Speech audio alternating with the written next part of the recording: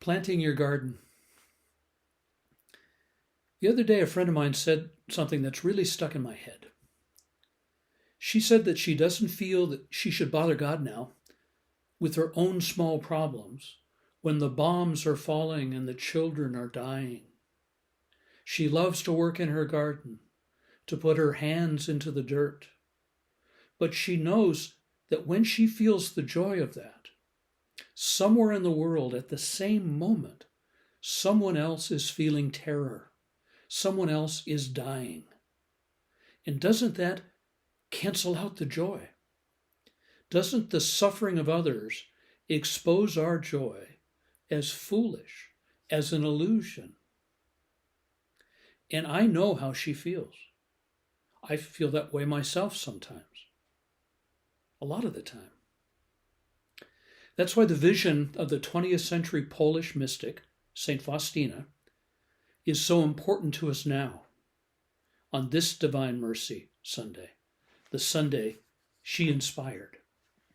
Because St. Faustina was born in Poland, next to Ukraine, and she was born in 1905, before the outbreak of World War I, and she died in 1938 as World War II was breaking out.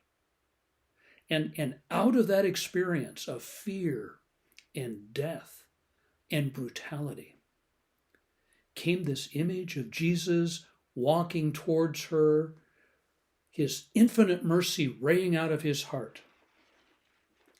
A mercy stronger than fear and stronger than war and stronger even than death. Be not afraid, Jesus tells the author of the book of Revelation, who was writing too in a time of great distress, he says. I am the first and the last, the one who lives. And nothing is ever lost. And every moment is sacred. And every moment is real. Peace be with you, Jesus says to the disciples, hiding out in their fear. He says this twice. Peace be with you. And he doesn't break down the door. He appears. And he doesn't shout. He breathes. And he comes into a room. He doesn't appear in the sky for everybody to see. He isn't generalized. He comes into a room, into a moment. And now all rooms are holy, and all moments are holy, and all gardens. And what he asks us to touch are his wounds. Not his strong back, not his strong shoulders, his wounds. The wounds in his hands and the wound in his side. And so we know that God is present even in our terror. That all the children who die and all the mothers and all the fathers, they are never alone. They are taken up into his love. Because the God we know is a God who dies into our death and is suffering with us. He dies into our death and is suffering with us. For the sake of his sorrowful passion, have mercy on us and on the whole world.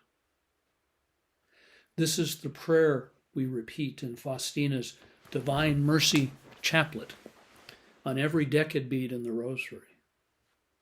And what could be more beautiful, more profound? So it's not just that God is present too in the garden. It's not just that any moment of joy is a sure sign of the presence of God. It's that working in the garden, in living the moments of our lives, is exactly what we can do to oppose war and oppose suffering and oppose injustice. Any increase I can bring upon myself and upon things, Teilhard de Chardin says, is translated into some increase in my power to love and some progress in Christ's blessed hold upon the universe. God awaits us in every instant, he says.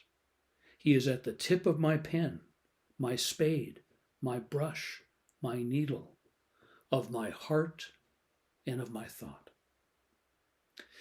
And this work isn't just for us. These small things somehow make a difference, invisibly, in some way we can't measure. And St. Faustina believed this too. She believed in prayer and the power of prayer. She believed in the quiet, the small, the interior. She believed that tenderness conquers death. Gardens conquer battlefields. And Teilhard is saying that too, in a different way. We serve to complete the work of creation, he says, with even the humblest work of our hands. What can we do about war, about the devastation of the earth, about the suffering of the children? We can send money. We can write Congress. We can even go to the barricades ourselves. But most of all, we can pray. And that's not just a pious thing to say. Prayer makes a difference. Prayer changes things, even if we're not exactly sure how. And every creative act, and every act of kindness, every act for the sake of others. Where St. Faustina uses the beautiful language of traditional piety, Teilhard uses the language of contemporary science, of evolutionary biology and cosmology. He was a 20th century French mystic, and he was a scientist as well as a theologian. And for him, the Christ who is the Alpha and the Omega is the cosmic Christ. The cosmic Christ moving through the life and death of the galaxies and the stars towards some ultimate fulfillment. But he was a contemporary of Faustina's. He was born in 1881 and died in 1955. And as a young man, he too had a vision of the Sacred Heart of Jesus, encompassing all things.